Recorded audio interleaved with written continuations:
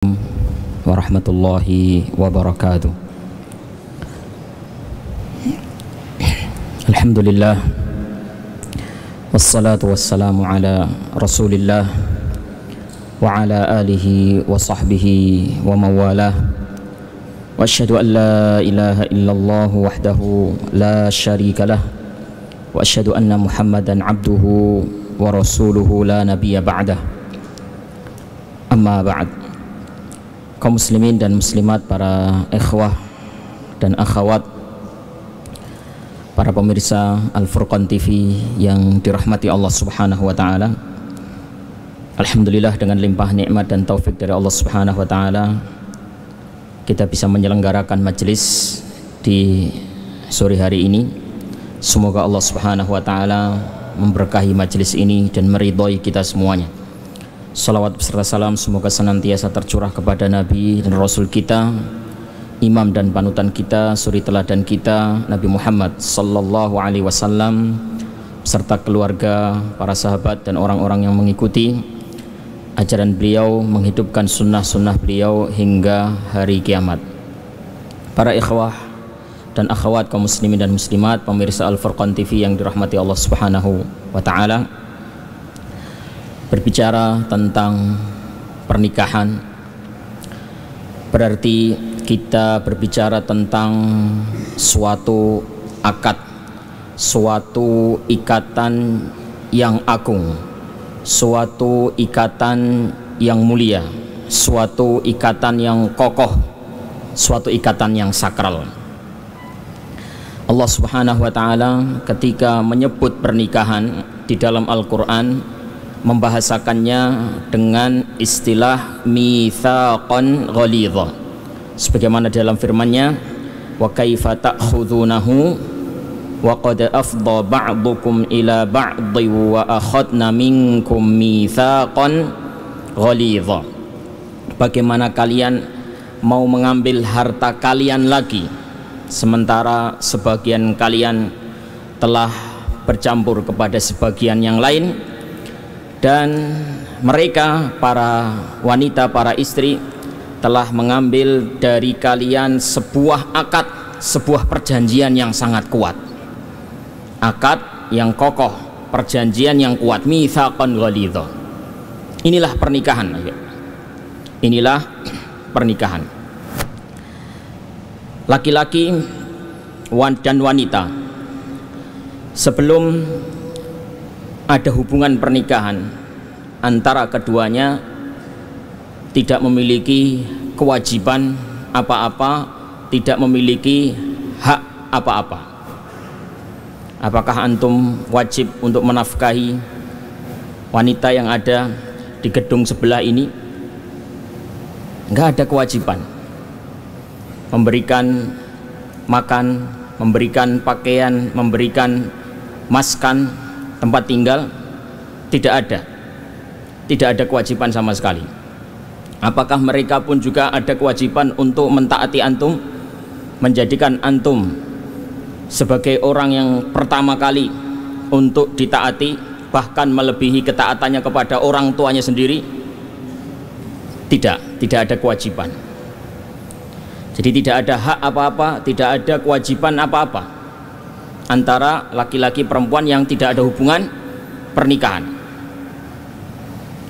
Tetapi ketika akad sudah dijalin, ketika pernikahan sudah terwujud, maka tiba-tiba muncullah sebuah hak dan kewajiban yang begitu besar. Muncullah kewajiban-kewajiban, hak-hak yang begitu besar antara suami dan istri, antara laki-laki dan perempuan yang dulunya tidak ada hubungan apa-apa dan tidak ada kewajiban dan hak apa-apa. Suami sekarang ketika sudah menjalani pernikahan, sudah melakukan akad nikah, maka dia wajib mengeluarkan hartanya untuk diberikan kepada istrinya. Bayangkan, seorang laki-laki tumbuh dewasa, berkembang, dididik, dibiayai sekolah oleh siapa? Oleh orang tuanya. Dia dibesarkan oleh orang tuanya, ya. Kemudian dibiayai sekolahnya oleh orang tuanya. Puluhan tahun orang tua itu menjaga anaknya, mengembangkan anaknya sampai akhirnya anak itu apa? Sudah siap menjalani hidup. Setelah dia sudah menjalani hidup, setelah orang tuanya banyak memberikan kepada dia, maka anak ini tidak memberikan hartanya atau gajinya kepada orang tuanya, kepada bapak dan ibunya, tapi dia memberikan hartanya, memberikan gajinya, penghasilannya kepada seseorang yang tadinya bukan apa-apa. Bayangkan, apakah ini yakni akad yang sembarangan, ayol ikhwah? Jadi antum mungkin tidak menafkahi ibu antum, tidak menafkahi bapak antum, padahal dia yang membesarkan antum, yang merawat antum, yang menyekolahkan antum. Tapi antum menafkahi orang yang tadinya adalah orang asing, bukan siapa-siapa. Maka ini hendaknya dipahami oleh seorang wanita dan keluarganya wanita. Beginilah pernikahan, ya. Jadi memunculkan kewajiban yang begitu besar. Demikian juga wanita. Setelah adanya akad nikah, setelah adanya pernikahan, maka suaminya menjadi orang yang pertama kali dia taati dalam perkara-perkara yang ma'ruf, dalam perkara-perkara yang baik, dalam perkara-perkara yang bukan maksiat. Ditaati suami dengan ketaatan yang tidak biasa-biasa, ya ikhwah, ketaatan yang luar biasa. Seperti apa luar biasanya? Sampai-sampai suami ini posisinya berada di atas orang tua dari wanita tersebut. Bayangkan, sejak kecil wanita ini dirawat, dibesarkan, diasuh, disekolahkan oleh kedua orang tuanya. Begitu dia sudah besar, sudah siap menjalani hidup, ketaatan yang tadinya kepada orang tua berpindah kepada suaminya. Orang tuanya menjadi nomor dua, nomor satu adalah suaminya. Ini bukan akad sembarangan, ayol ikhwah, ya. Jadi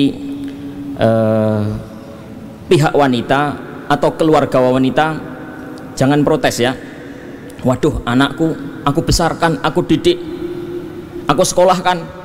Sekarang ketika dia sudah besar, dia wajib memberikan ketaatan kepada orang lain, kepada suaminya. Aku sendiri sebagai orang tuanya posisinya kalah. Jangan protes seperti itu, karena sama saja laki-laki pun demikian, ya. Laki-laki dididik, dibesarkan, dirawat, diasuh, ya, oleh orang tuanya. Ketika dia sudah besar, dia punya gaji, punya harta, punya penghasilan, maka penghasilan itu dikeluarkan bukan kepada bapaknya, bukan kepada ibunya, kepada wanita asing ini, wanita yang dulunya bukan apa-apa dia. Imbang apa enggak? Imbang, ya. Sebagaimana wanita taat kepada suaminya, demikian juga suami, ya, wajib memberikan nafkah, wajib memberikan sebagian dari penghasilannya kepada istrinya. Baik para ikhwah yang dirahmati Allah Subhanahu wa taala, ini salah satu pertanda bahwasannya akdun nikah itu adalah mitsaqan ghalidha, adalah akad yang sangat kokoh, ikatan yang sangat kuat. Status sebagai suami atau status sebagai istri adalah status yang sakral, tidak bisa dipinjam, tidak bisa diklaim oleh siapa saja. Yang bisa memakai istilah suami atau yang bisa memakai status sebagai istri hanya mereka yang telah melakukan akad ini, akad pernikahan ini. Belum melakukan akad ini nggak bisa antum mengklaim suami. Seorang wanita mengklaim dirinya adalah istri atau meminjam istilah suami dari orang lain, meminjam istilah istri dari orang lain. Kalau dalam bahasa kita ayol ikhwah dan juga dalam bahasa Arab, orang tua, ya, status atau istilah orang tua itu bisa dipinjam. Status sebagai anak itu bisa juga dipakai oleh orang lain yang bukan asli anaknya. Contoh, ketika seorang berkata, "Pak, Bapak kalau membutuhkan apa saja tidak usah sungkan-sungkan, hubungi saya, insya Allah saya akan siap membantu. Insya Allah saya akan siap membantu. Anda ini meskipun bukan bapak saya, tapi saya sudah menganggap bapak saya sendiri." Bukan bapaknya ya, Pak, tapi dianggap seperti bapak sendiri. Ada kan dalam bahasa kita seperti itu? Ada. Nah, bahasa Arab juga ada seperti itu.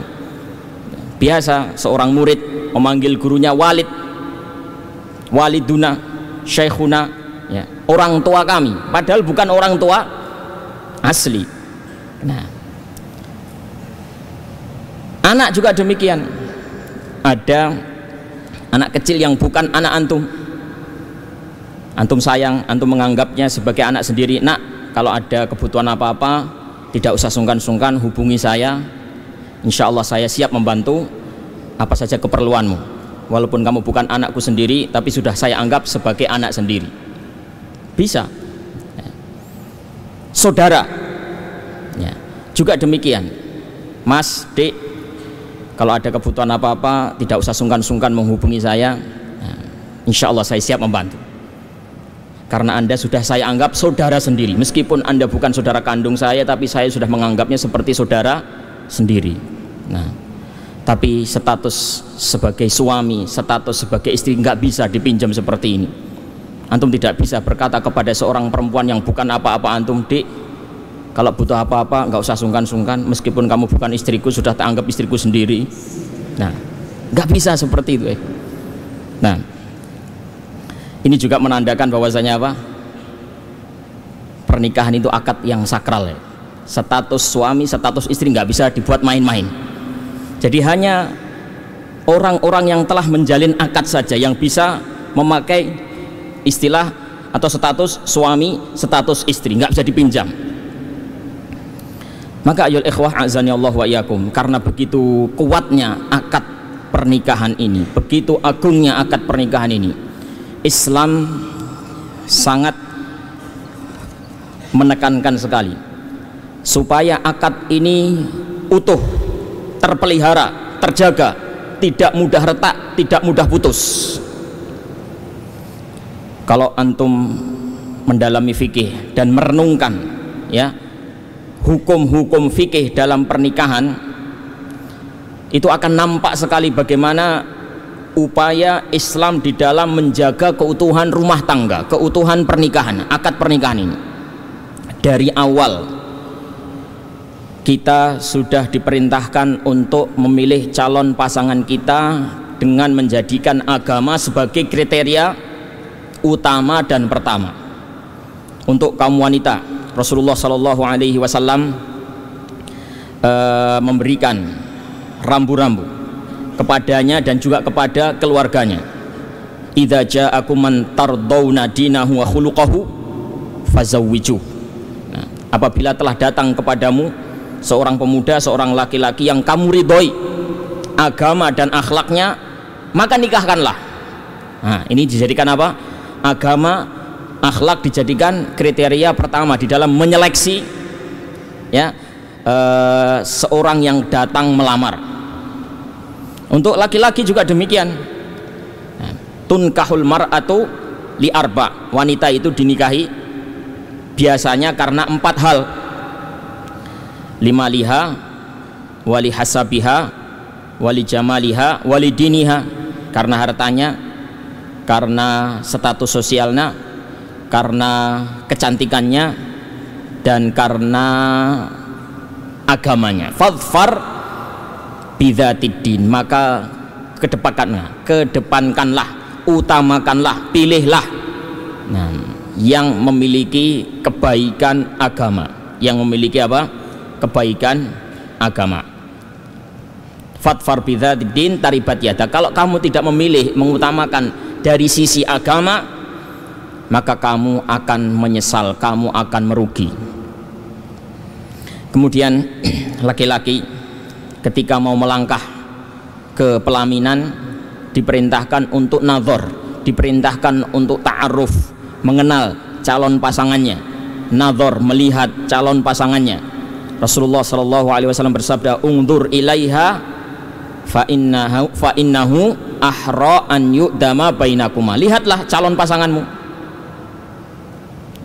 karena yang demikian itu lebih bisa membuat langgeng hubungan pasutri kalian. Nah, ini upaya-upaya dari syariat ayolah ikhwah untuk menjaga akad pernikahan ini supaya utuh, awet, langgeng. Apalagi Allah Subhanahu wa taala memerintahkan tatkala antara suami dan istri terjadi cekcok, terjadi perseteruan, terjadi ketidaksehatan pada hubungan pernikahan mereka, supaya ada perwakilan dari pihak suami maupun dari pihak istri untuk mendamaikan, melakukan islah, merukunkan antara keduanya. Wa in khiftum shiqaqa bainihima fab'atsu hakaman min ahlihi wa hakaman min ahliha. Kalau kalian khawatir terjadi syiqaq, keretakan rumah tangga antara keduanya, yaitu suami dan istri, maka adakanlah seorang wasithah, seorang yang seorang yang menjadi jembatan dari pihak suami maupun dari pihak istri, merukunkan. Fab'atsu hakaman min ahli wa hakaman min ahliya. Ada seorang yang menjadi media, perantara, penyambung antara suami dan istri yang retak ini. Fab'atsu hakaman min ahli wa hakaman min ahliya. Jadi ketika terjadi keretakan diusahakan sekali supaya tidak terjadi putus, perceraian, perpisahan antara suami istri. Kemudian seandainya ayolah ikhwah perceraian itu tidak bisa dihindari, seandainya seorang suami itu memandang bahwasanya rumah tangganya sudah tidak bisa dipertahankan lagi dan perceraian menjadi pilihan, itu ada rambu-rambu untuk menjatuhkan talak. Rambu-rambu untuk menjatuhkan talak. Di antara rambu-rambunya yang pertama, seorang suami tidak boleh menjatuhkan talak ketika istri dalam kondisi haid atau dalam kondisi suci setelah digauli. Ya. Abdullah bin Umar radhiyallahu taala anhuma dulu pernah menjatuhkan talak, pernah menceraikan istrinya tatkala istrinya haid. Berita ini didengar oleh Rasulullah sallallahu alaihi wasallam. Ya, Umar ibn al-Khattab radhiyallahu anhu menyampaikan ini kepada Rasulullah, maka Rasulullah sallallahu alaihi wasallam bersabda, "Murhu falyuraji'ha."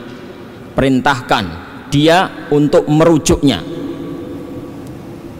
Jadi ketika terjadi perceraian di saat wanita sedang haid, nggak boleh menjatuhkan talak di saat haid. Terus disuruh nunggu sampai kapan ya? Nah, hatta tathur summa tahid summa tathur. Nah, jadi perintahkan Abdullah ibn Umar untuk merujuk, ya, untuk merujuk istrinya. Kemudian hendaknya dia menahan istrinya ini sampai suci, kemudian haid, kemudian suci. Summa ba'da dzalika in syaa amsakaha wa in syaa talaqaha qabla an yamassaha. Ya, kalau sudah seperti itu silahkan dia mentalak. Kalau dia menginginkan untuk mentalak, silahkan dia. Kalau dia ingin mempertahankan, barangkali setelah ditahan nggak jadi ditalak ya. Kalau dia ingin mempertahankan, silahkan. Kalau dia ingin mentalak juga, silahkan sebelum dia menggauli. Jadi dalam masa suci sebelum digauli.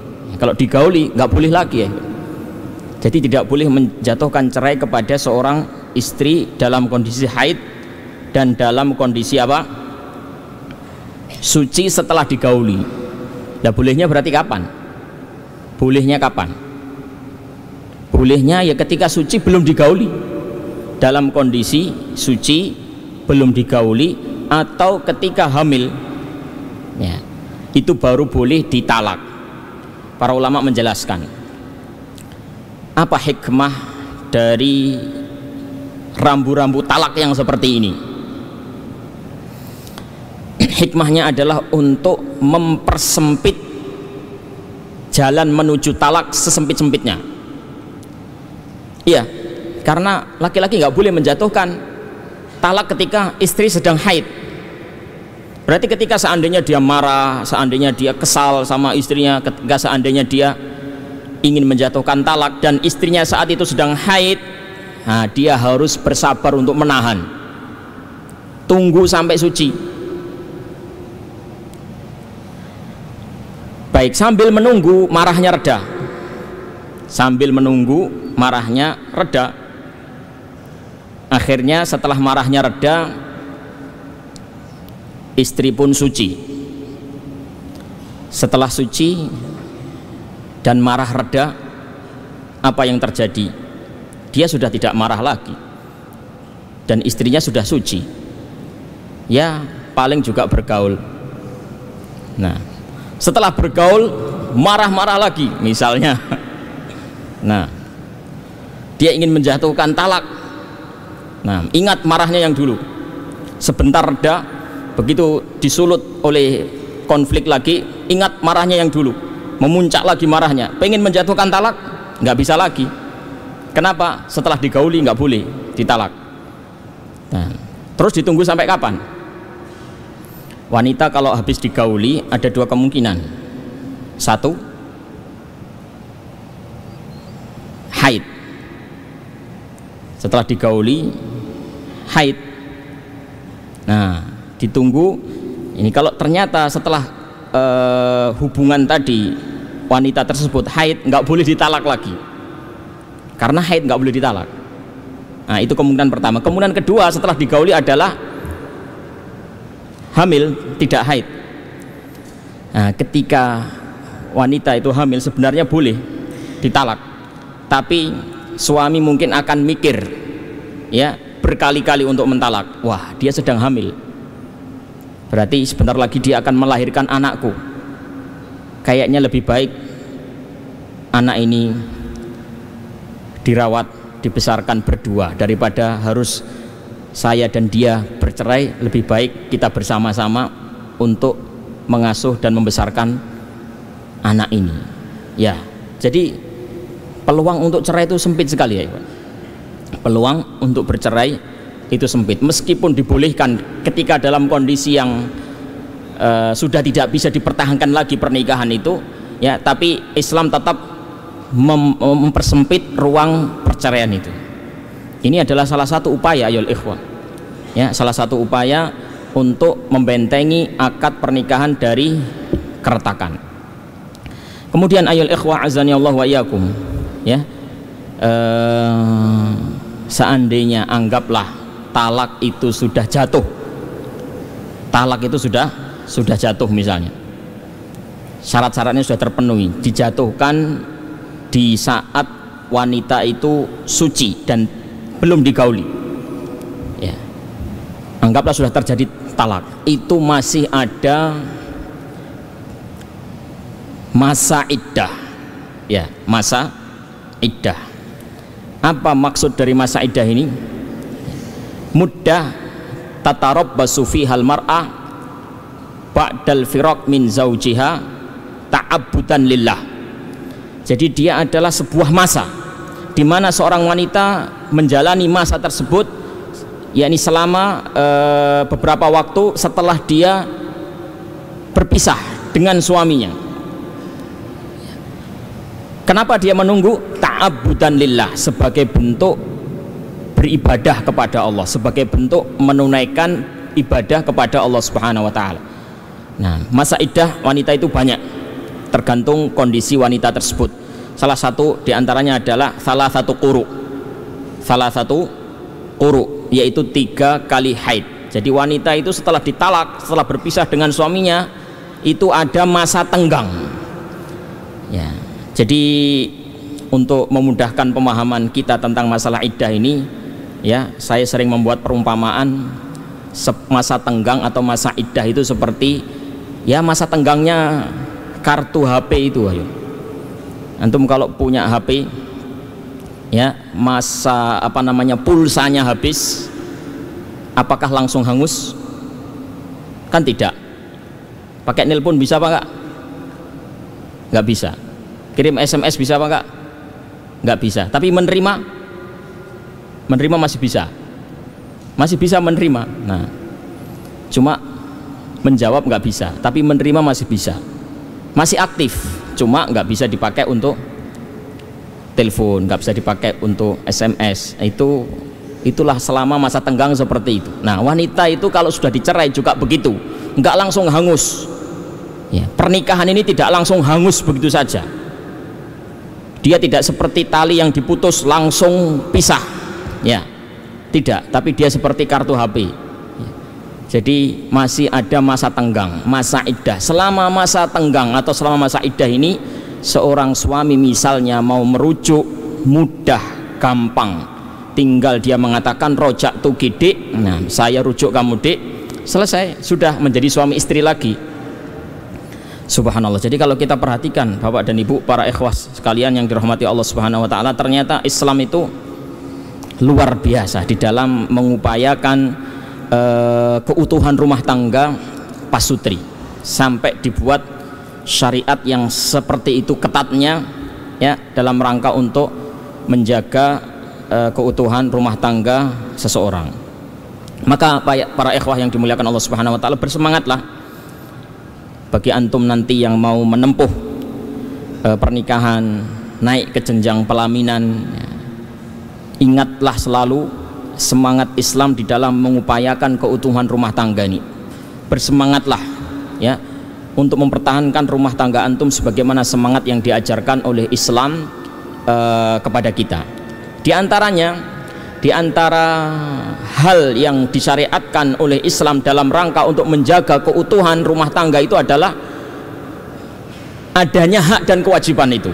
Adanya hak dan kewajiban. Jadi suami punya kewajiban, punya hak. Istri punya kewajiban dan dia juga punya hak. Dengan adanya hak dan kewajiban masing-masing suami dan istri ini juga akan menumbuhkan perasaan semakin dekat, semakin erat, memupuk keeratan hubungan antara suami istri. Baik, maka yang perlu untuk diketahui oleh para suami atau calon suami adalah hak-haknya istri. Wajib tahu semuanya. Antum yang sudah menjadi suami atau yang akan menjadi suami, nah, perlu tahu kewajiban-kewajiban antum terhadap istri antum. Perlu tahu hak-hak istri antum apa. Ini adalah salah satu, ya, upaya juga untuk mempertahankan hubungan pernikahan tersebut agar dia tidak pudar, agar dia tidak retak.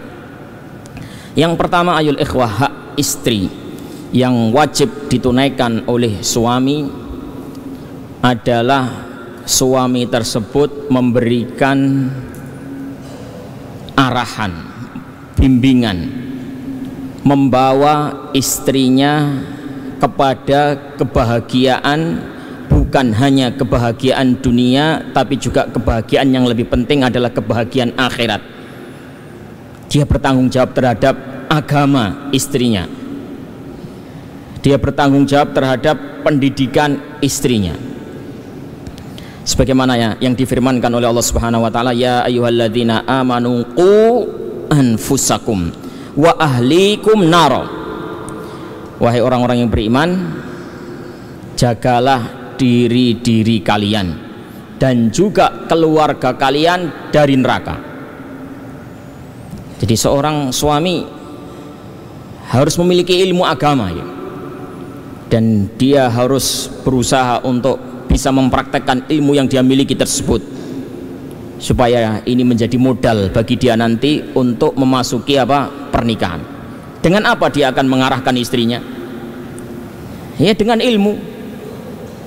Maka dia harus punya ilmu terlebih dahulu. Dia nanti akan menjadi imam, pemimpin, memimpin istrinya, memimpin anak-anaknya kelak.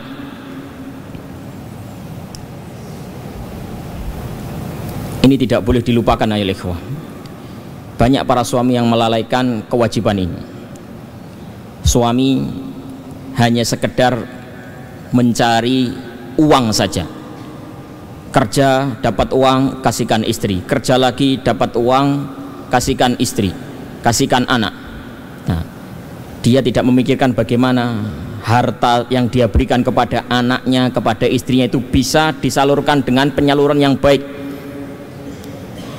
bisa mengarahkan kepada pengeluaran-pengeluaran yang bisa menyebabkan datangnya ridha Allah Subhanahu wa taala, pengeluaran-pengeluaran yang bisa menyelamatkan dia dari neraka. Nggak memikirkan itu, mikir cari duit saja. Tidak seperti itu ayol ikhwah. Seorang suami tidak seperti itu, tidak mencari duit saja untuk dikasihkan istri dan anak, tapi dia harus memikirkan bagaimana keselamatan istri dan anaknya, keselamatan dia sendiri juga ya, keselamatan dari azab Allah Subhanahu wa taala. Kemudian yang kedua ayol ikhwah azani Allah wa iyyakum, seorang suami itu berkewajiban memberikan nafkah. Nafkah kiswah sukna. Nafkah ya, ini harta untuk kebutuhan sehari-hari, untuk makan, untuk minum. Kiswah pakaian, sukna tempat tinggal. Ini adalah kewajiban suami semuanya. Istri tidak ada kewajiban ini, 0% ya. Jadi memberikan nafkah itu bukan kewajiban istri, tapi dia justru yang dinafkahi. Nah, ini para suami harus paham. Sebagian suami itu nyuruh istrinya kerja. Nah, istrinya pergi ke Malaysia, istrinya pergi ke luar negeri untuk bekerja mencari nafkah untuk dia. Dia di rumah ya, rokok-rokokan. Nah, dia di rumah ya, duduk-duduk saja sambil jagongan dengan teman-temannya, ngopi di warung kopi, nggak kerja. Nah, tidak seperti ini seorang suami. Jadi kewajiban menafkahi, memberikan pakaian, memberikan tempat tinggal, itu adalah kewajiban suami. Istri tidak memiliki kewajiban ini. Maka seorang suami yang mendapatkan seorang istri yang tidak bekerja misalnya, bukan seorang wanita yang bekerja, bukanlah seorang wanita karir, ya dia tidak boleh protes. Wah, mosok aku tok sing kerja, bojoku gak ngewangi. Ya memang dia bukan kewajiban dia. Dia ada lagi bagiannya, yaitu membahagiakan Anda, menghibur Anda, menyenangkan hati Anda supaya Anda semangat mencari nafkah. Dia sendiri tidak mencari nafkah, tidak ada kewajiban bagi dia untuk mencari nafkah. Kewajiban nafkah itu adalah kewajiban suami. Allah Subhanahu wa taala berfirman, wa 'alal mauludi lahu rizquhunna wa kiswatuhunna bil ma'ruf. Dan kewajiban seorang suami adalah memberikan nafkah kepada para istri dan juga memberikan pakaian dengan cara yang ma'ruf. Liyunfiq dzu sa'ati min sa'ati wa man qudira alaihi rizquhu falyunfiq mimma atahullah. Hendaknya yang diberikan kelapangan rizki menafkahi sesuai dengan kelapangannya, dan hendaknya yang disempitkan rizkinya juga tetap menafkahi ya, sesuai dengan apa yang Allah Subhanahu wa taala berikan kepada dia. Maka seorang suami hendaknya berusaha ya untuk bisa memenuhi kewajiban ini. Baik, berikutnya para ikhwah azani Allahu wa iyyakum. Kewajiban berikutnya, kewajiban seorang suami yang menjadi hak bagi istri adalah muasyarah bil ma'ruf, husnul isyrah, ya, yaitu bergaul dengan istri dengan pergaulan yang sebaik-baiknya. Allah Subhanahu wa taala berfirman, wa'ashiruhunna bil ma'ruf, dan pergaulilah mereka para istri itu dengan ma'ruf, dengan pergaulan yang baik.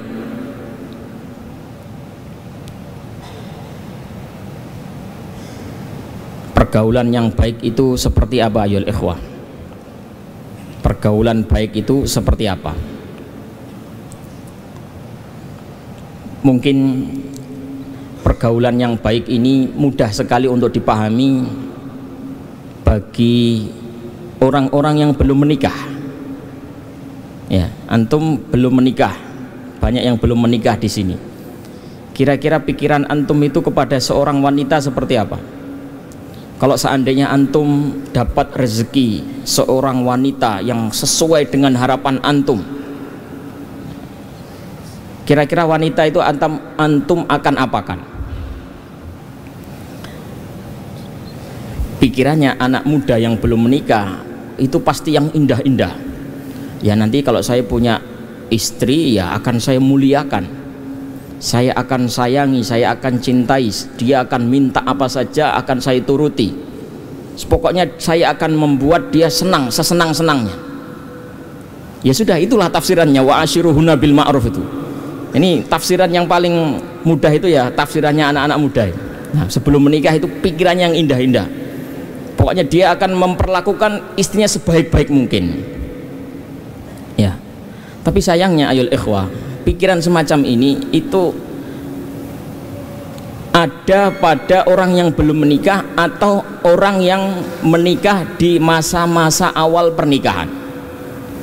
Jadi orang kalau belum menikah seperti kebanyakan antum yang ada di sini itu melihat pernikahan itu sebagai sesuatu yang isinya indah tok, nggak ada tidak indahnya, atau indah dan sangat indah. Hanya dua itu, indah dan indah sekali. Ya, bayangkan yang enak-enak ya. Wah, nanti biasanya kalau sepeda motoran sendiri, terus kalau sudah menikah ada temannya yang bonceng di belakang, alangkah indahnya. Kalau makan biasanya sendiri, ya. Nanti kalau sudah menikah ada temannya, tidur biasanya sendiri, ya. Kalau sudah menikah nanti ada temannya tidur. Wah, pokoknya indah-indah saja yang. Ya.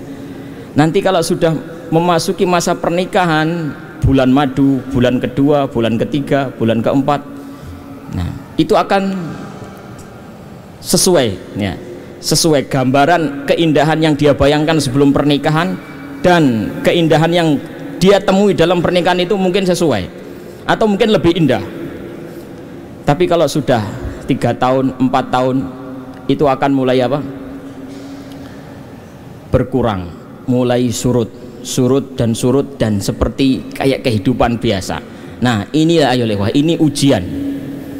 Nah, jadi jangan antum pikir yang namanya pernikahan itu ya di dalamnya hanya ada perkara yang indah-indah saja. Ternyata di dalam pernikahan itu ada juga yang tidak indah.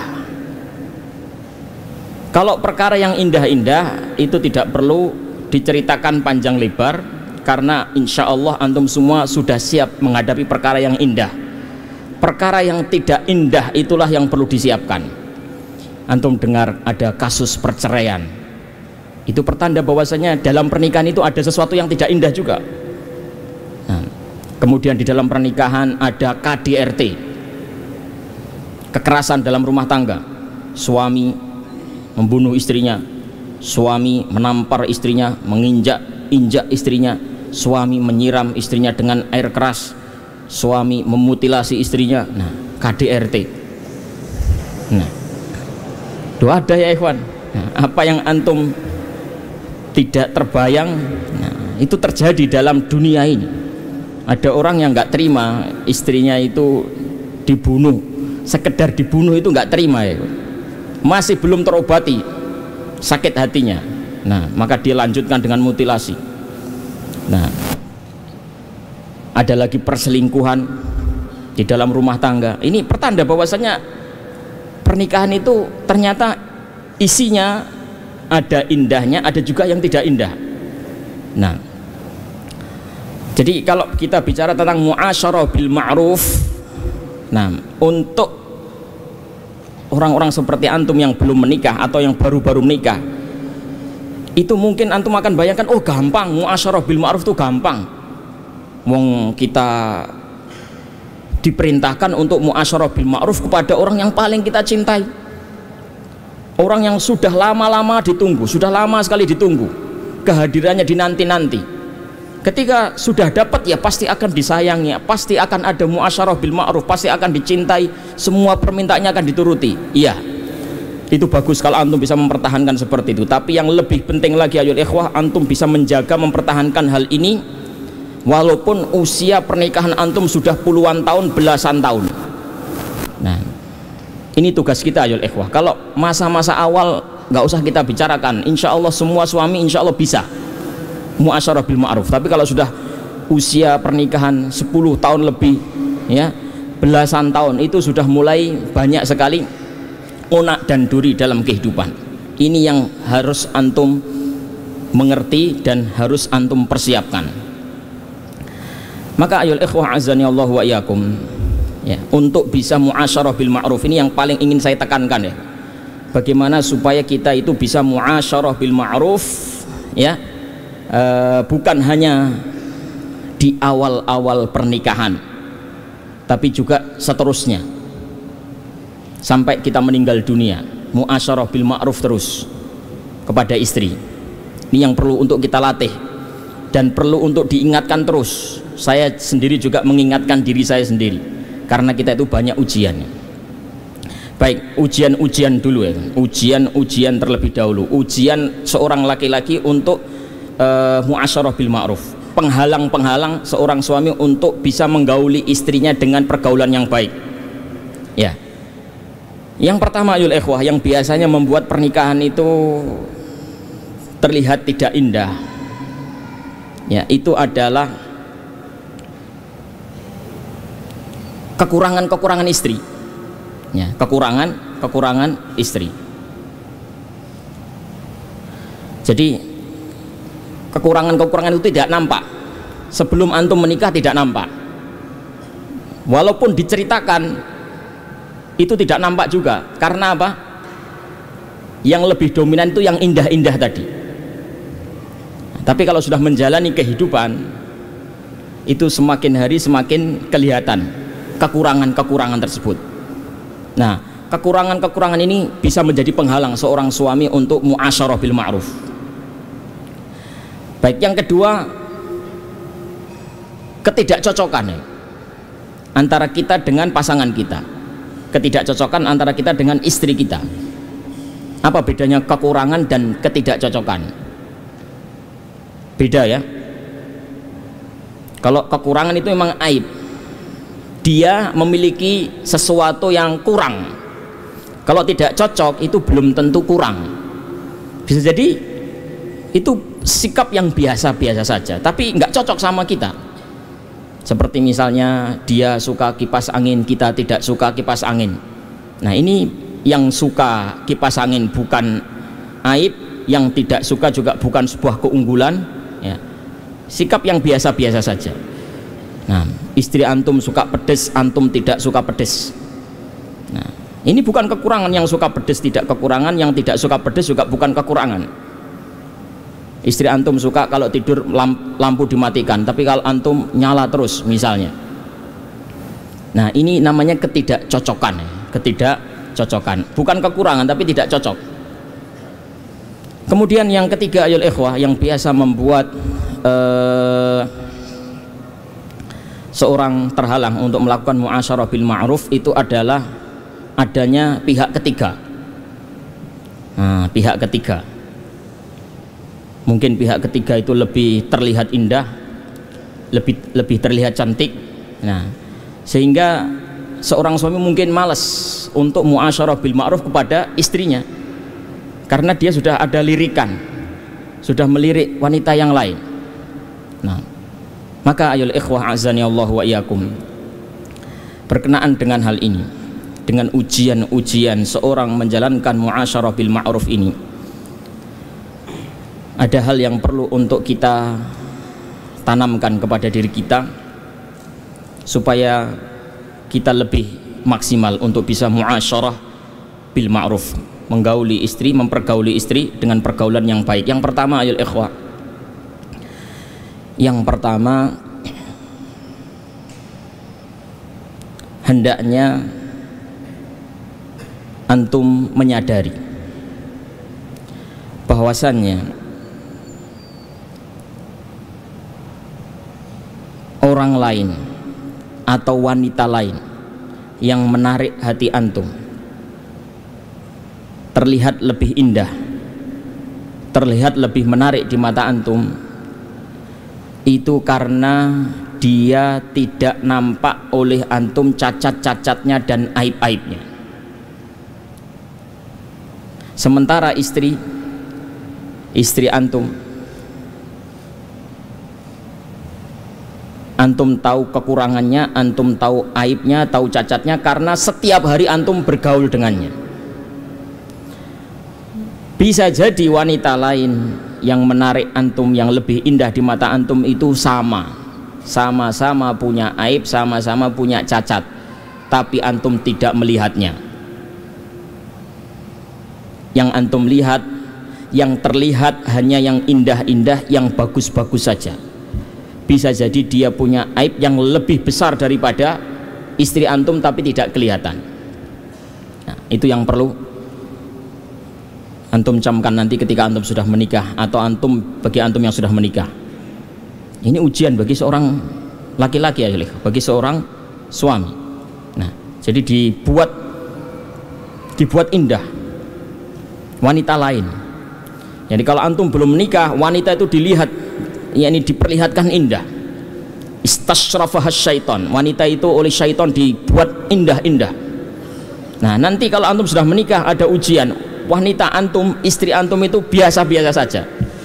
Nah, yang dulu istasyrafahas syaitan, yakni antum memandangnya indah, nanti kalau sudah menikah akan dibuat biasa-biasa saja, dan wanita lain mungkin ditampakkan lebih indah. Nah, maka antum camkan nih, semua wanita punya cacat, punya aib. Yang menarik bagi antum, yang indah bagi antum, nah bisa jadi cacatnya lebih banyak, cuma tidak kelihatan saja. Kemudian yang kedua, ayol ikhwah azani Allah wa iyyakum, ketika istri antum ada kekurangan, ada cacat, ada aib, sebenarnya antum pun sama.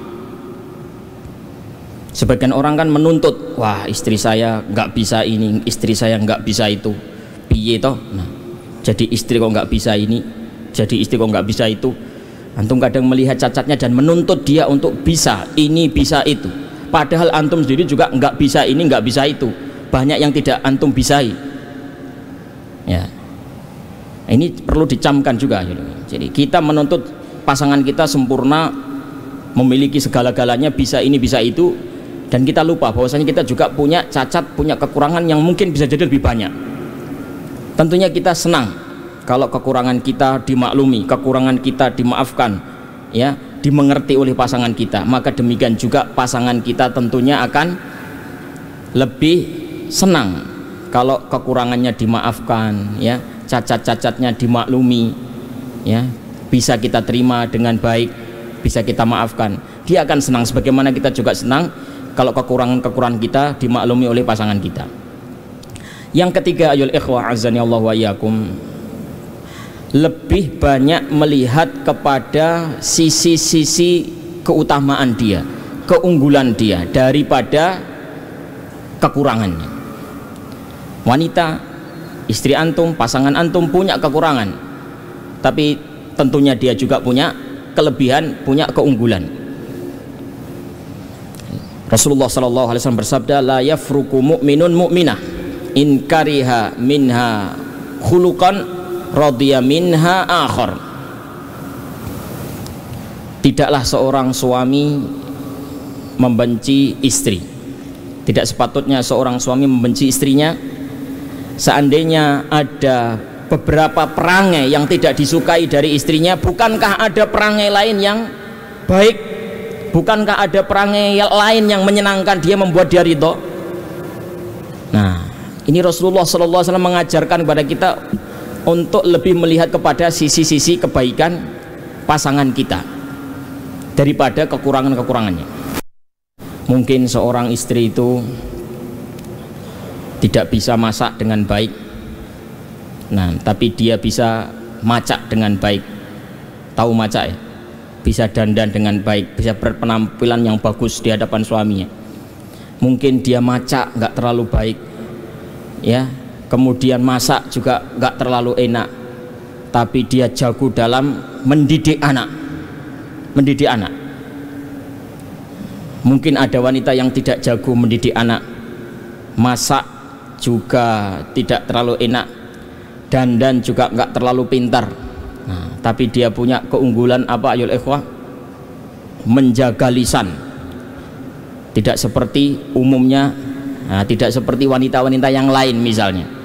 Wanita yang lain kalau umumnya dapat berita apa saja tersebar. Mungkin istri antum punya kekuatan menahan lisan, tidak mudah bocor. Kalau ada rahasia tidak pernah dia bocorkan misalnya. Ini keunggulan yang perlu antum lihat juga ayol. Ya. Jadi wanita itu mungkin punya keunggulan di sini, kurang di sana, lebih di sini. Unggul di sini, kurang di sana. Lihatlah kelebihan-kelebihannya. Yang jelas ayul ikhwah azani Allah wa iyyakum, ada keunggulan yang dimiliki istri antum yang itu tidak dimiliki oleh wanita lain. Seberapapun cantiknya dia, seberapapun indahnya dia di mata antum, nah, dia tidak memiliki sesuatu yang dimiliki oleh istri antum. Yaitu apa? Istri antum itu adalah ibu terbaik untuk anak-anak antum. Istri antum adalah ibu yang terbaik untuk anak-anak antum.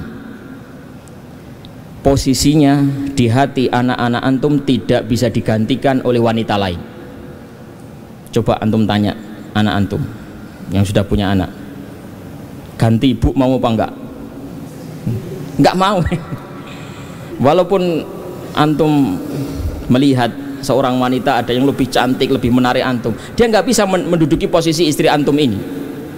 Nah, dia adalah posisinya nomor satu di hati anak-anak antum, tidak bisa digantikan oleh laki-laki yang wanita yang lain. Maka ini juga perlu diperhatikan oleh para ibu atau para calon ibu. Suami Anda juga begitu ya. Suami Anda itu meskipun ada kekurangan atau bisa jadi cacat, kemudian ada laki-laki yang lebih menarik, Anda harus tahu bahwasanya ada sesuatu yang tidak dimiliki oleh orang lain. Yang ada pada suami Anda tidak dimiliki oleh laki-laki lain, yaitu apa? Suami Anda adalah bapak terbaik untuk anak-anak Anda. Posisinya tidak bisa digantikan oleh laki-laki lain. Ini yang perlu untuk diingat ayul ikhwah azanillahu wa iyyakum. Kemudian berikutnya ayul ikhwah,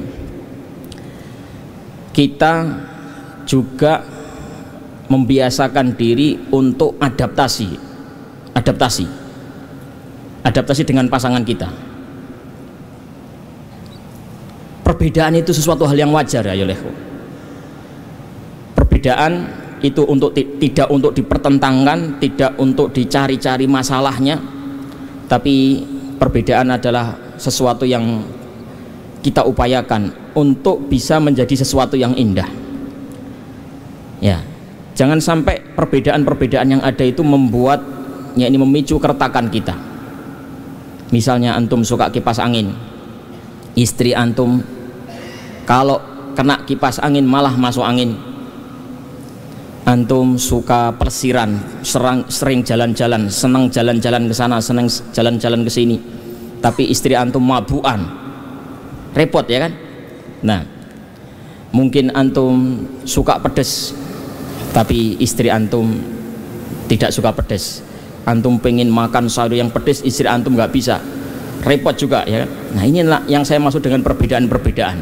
Jangan sampai gara-gara masalah kipas angin perceraian terjadi, gara-gara ya masalah sambal terjadi perceraian, gara-gara masalah lampu nah terjadi perceraian, gara-gara istri mabukan cerai. Nah ini harus kita pikirkan, apalagi antum sebagai rijal, ar-rijalu qawwamuna 'alan nisa. Nah, ini tugas antum bagaimana memanage perbedaan-perbedaan yang ada supaya dia bisa menjadi bangunan indah, sebagaimana perbedaan yang terdapat pada unsur-unsur bangunan. Ada pasir, ada kerikil, ada semen, ada besi, itu semuanya beda-beda, unsur yang berbeda-beda, tapi dirangkai dengan rangkaian yang baik, dimanage dengan manajemen yang baik, dia menjadi bangunan yang kokoh indah. Nah ini tugas kita ya, tugas sebagai suami. Antum harus memaklumi ayol ikhwah, kita dan istri kita itu memang tidak sama. Walaisa dzakaru kal untha. Laki-laki dan perempuan memang nggak sama ya ikhwah. Kalau antum menemui perbedaan-perbedaan dalam hidup ya maklumi. Antum laki-laki, dia perempuan. Laisa dzakaru kal untha. Mungkin tingkat pendidikan berbeda. Ya. Atau jurusan pendidikan beda, antum santri, mungkin antum nanti dapat perawat, dapat dokter misalnya, pendidikannya beda. Atau mungkin sama-sama di pondok, antum Ali 3, istri antum Ali 1 misalnya, lulusan Ali 1, nah memang adanya cuma 1, beda. Itu sangat mungkin terjadi perbedaan, yakni memicu perbedaan dari hal-hal yang semacam itu. Keluarganya berbeda, adat istiadat di kampungnya berbeda, gaya hidupnya berbeda, cita-cita hidupnya mungkin berbeda.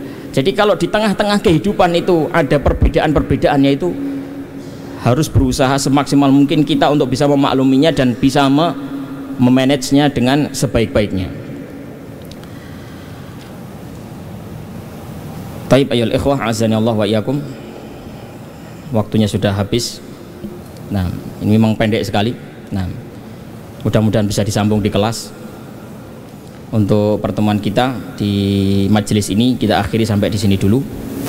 Sallallahu wasallam ala nabiyyina Muhammad wa ala alihi wa sahbihi ajma'in.